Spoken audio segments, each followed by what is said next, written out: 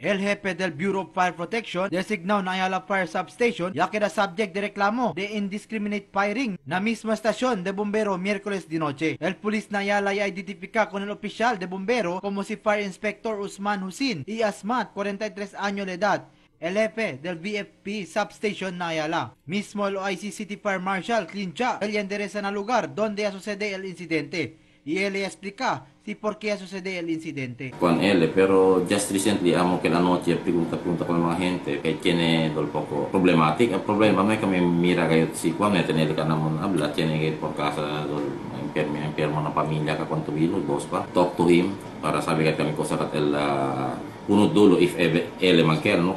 So, tapi ko kami magkwento con él era noche, pero bonamente malita kwento, pero sabi ito hindi le tanto eventual. Hindi man ben buracho kayo. Pero siguro kay long hours, aga pa daw ka siguro tumatoma. Aumento pa di Clincha, ay si Husin, mga tiyempo, ta esta siyempre na kustodya di suyo. No hay sila man issue short firearms kun Husin.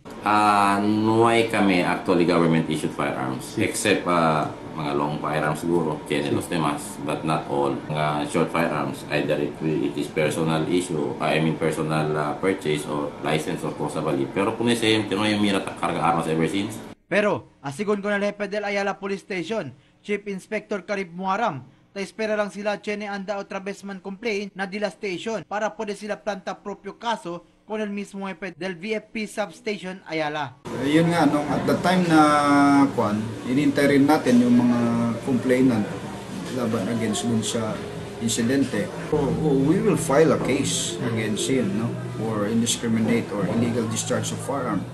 But if the firearms used dun sa service firearms or issued firearm, let yung office nila na mag-sanction sa kanya or penalize dun sa administrative cases. Alfred Angeles, 105.9, Media Mo FM.